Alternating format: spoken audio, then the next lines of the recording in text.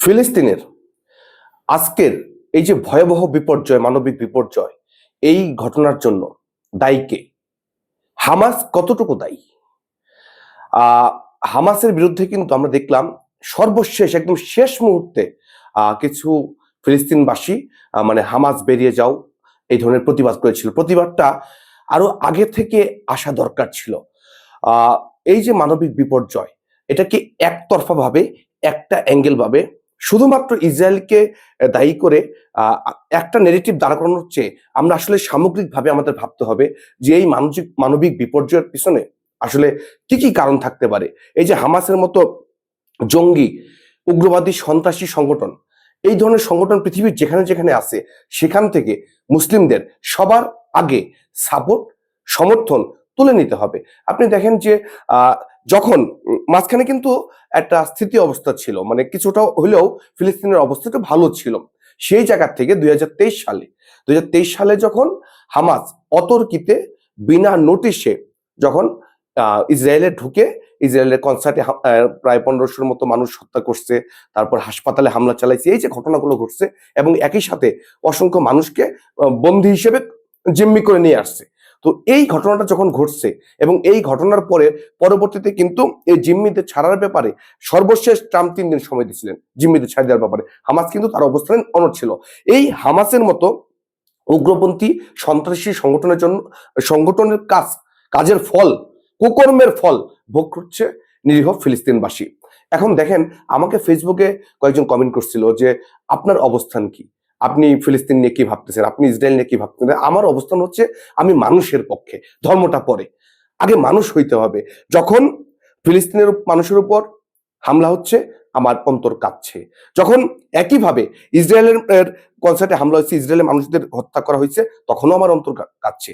তো আপনি যদি প্রতিবাদ করেন, একপাক্ষিক প্রতিবাদ করা যাবে না, একটা পক্ষ থেকে প্রতিবাদ করা যাবে না। আপনি দেখেন, যখন যেখানেই মুসলিমরা আক্রান্ত হচ্ছে, সেটা গাজায় হোক কিংবা সিরিয়াতে হোক, যেখানেই হোক, তখন কিন্তু যারা মুসলিম না তারাও কিন্তু প্রতিবাদ করতেছে।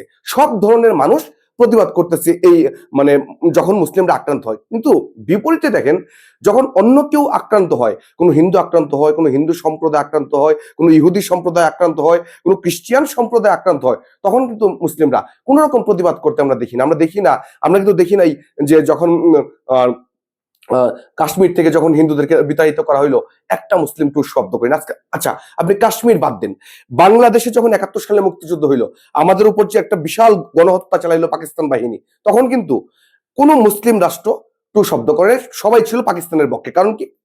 কারণ হচ্ছে মুসলিম ব্রাদারহুড। হ্যাঁ, এই ফিলিস্তিন তখন সম্ভবত আমি যদি ভুল না করে থাকি, ইয়াসির আরাফাত প্রেসিডেন্ট ছিলেন। ইয়াসির আরাফাত কিন্তু পাকিস্তানের পক্ষে ছিলেন।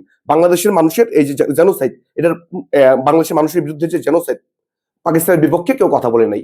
তো আজকেও দেখেন, এই অবস্থায় যখন ইসরায়েলে হামলা হইল, তখন কিন্তু এই হামাসের বিপক্ষে আমার মনে হয় মুসলিমদেরই কথা বলা দরকার ছিল। আপনারা যদি কথা বলতেন, ওই সময় যদি হামাসকে প্রতিরোধ করতেন, আপনারা প্রতিবাদ করতেন যে না, মানুষ হত্যা করা, ধর্মের নামে হত্যা করা যাবে না। এইটা আপনারা যদি আওয়াজ তুলতেন, আজকে হয়তো বিশ্ববাসীকে এই একটা কঠিন মানে এই একটা ভয়ঙ্কর, একটা ভয়াবহ পরিস্থিতি আমাদের আজকে দেখতে হইতো না।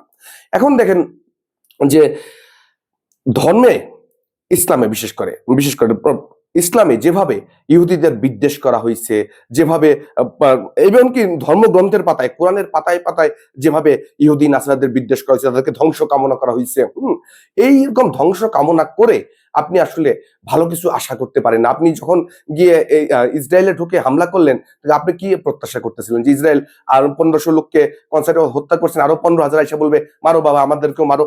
এটা তো কোনো কথা হইতে পারে না। তো আপনাকে এই জায়গা থেকে, আপনাদেরকে এই মানসিকতা থেকে, আপনাদেরকে বা আমাদেরকে যাই বলি না কেন, বের হয়ে আসতে হবে।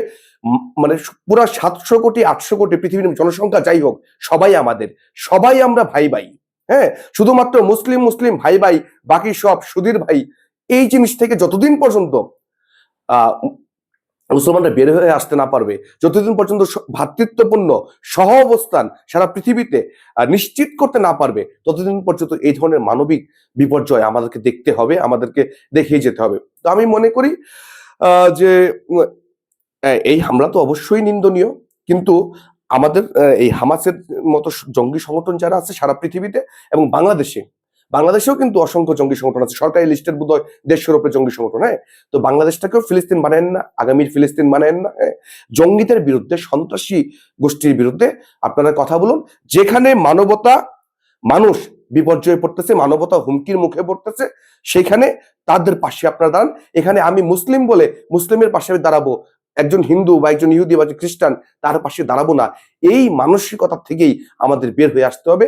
তো শুভ বুদ্ধির উদয় হোক, মুসলমানরা জ্ঞান বিজ্ঞানের চর্চা বাড়াক, মানবিকতার চর্চা বাড়াক, এবং সারা পৃথিবীর সমস্ত মানুষের মধ্যে একটা ভ্রাতৃত্ববোধ গড়ে তুলুক, এবং আমরা আর এরকম ফিলিস্তিনের মতো এরকম দুর্যোগ, এরকম বিভৎসতা, এরকম ভয়াবহ দৃশ্য আমরা আর দেখতে চাই না।